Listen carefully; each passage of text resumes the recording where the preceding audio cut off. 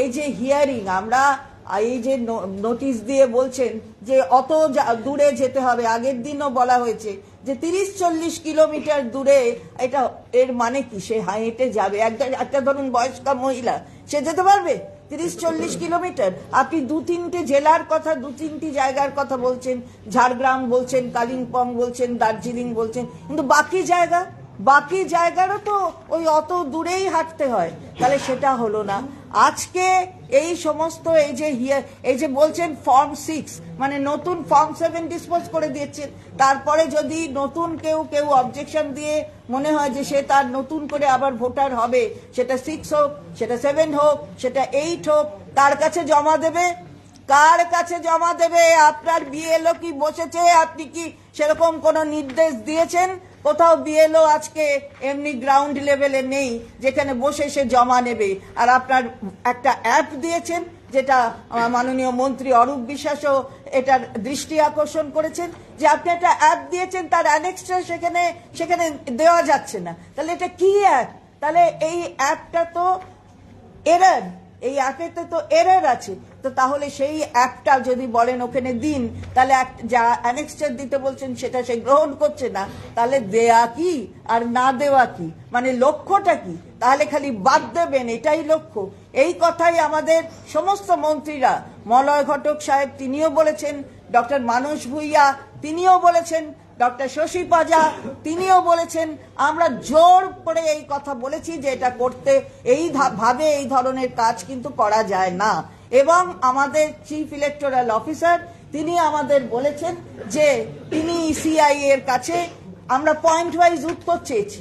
আমরা জানি, we are aware যে সিইও তিনি হচ্ছেন রিপ্রেজেন্টেটিভ এখানে। আমরা যখন ইসিআই এর কথা কিছু বলবো, ইসিআই এর বিরুদ্ধে, কার কাছে বলবো? আমরা সিইও কেই বলবো, যিনি এই বাংলায় এই আমাদের প্রদেশের চিফ ইলেকটোরাল অফিসার। তাহলে তার কাছে আমরা বলেছি পয়েন্ট ওয়াইজ আপনার আমাদের যতগুলো আমরা পয়েন্ট দিচ্ছি, আপনি কিন্তু একটা উত্তর দিচ্ছেন না, তাহলে পয়েন্ট ওয়াইজ উত্তর আমাদের দরকার।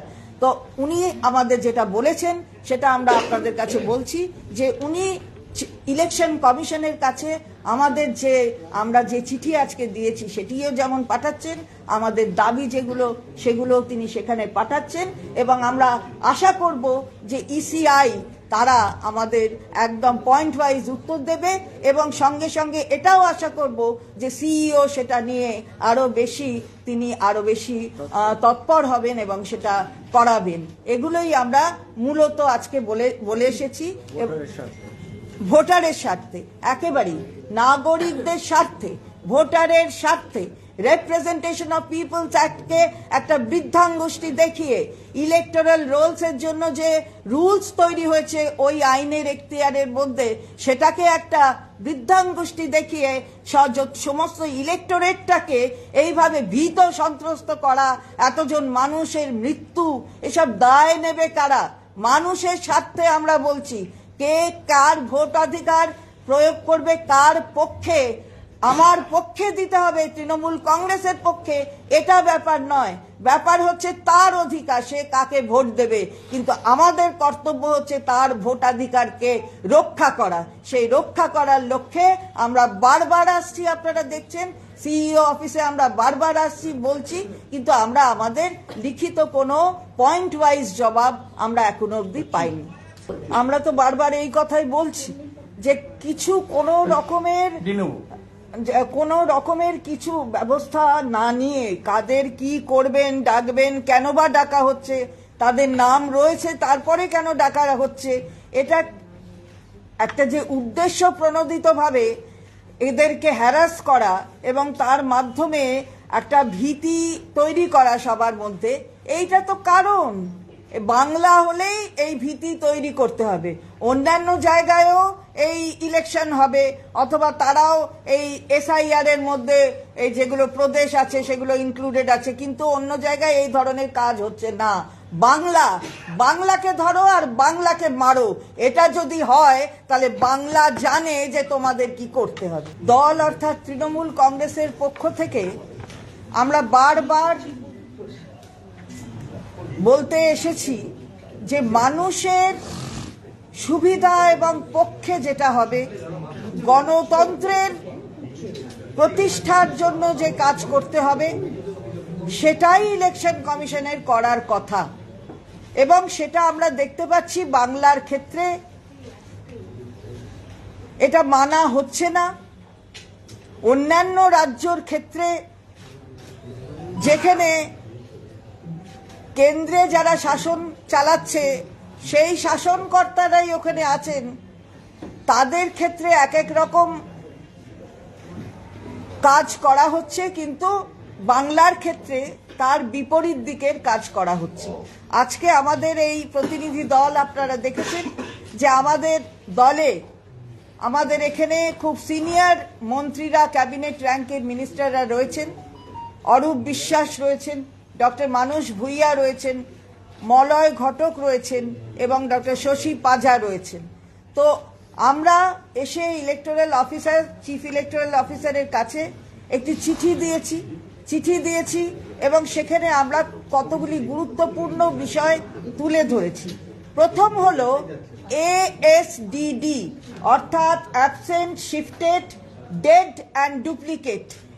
এই যে বাদ দেওয়া হয়েছে, অর্থাৎ 58 লক্ষ বাদ চলে গেছে, এই যে বাদ যাওয়া হয়েছে ফর্ম 7, এটা ইআরও নেট থেকে নেওয়া হয়েছে এবং ডিসপোজ করে ফেলে দেয়া হচ্ছে। যা ইআরও নেট থেকে নিচ্ছে, ইআরও কে যেটা ডিসপোজ করার কথা ইআরও, সেটা তার হাত থেকে সেই ক্ষমতা নিয়ে নেটের থেকে নিয়ে কেন্দ্রের একটা মানে কেন্দ্রীয় কোনো প্রসেস দ্বারাই সেটা ডিসপোজ করা হচ্ছে। তার মানেটা কি হচ্ছে আমরা জিজ্ঞাসা করতে চাই। আগের বারেও জিজ্ঞাসা করেছি যে আমাদের ওই যে লক্ষ্য ধরে দিয়েছে একটা রাজনৈতিক দল যে 2 কোটি আমাদের তাড়িয়ে দিতে হবে, সেই 2 কোটির দিকে লক্ষ্য রেখে এই 58 লক্ষ হলো একবার, তারপরে এই ধরনের ডিসপোজাল করে 1 কোটি 34 লক্ষ না 36 লক্ষ সেটাও হবে। ওসব চলবে না, আমরা তার বিরুদ্ধে আওয়াজ তুলেছি এবং এসব আমরা মেনে নেব না।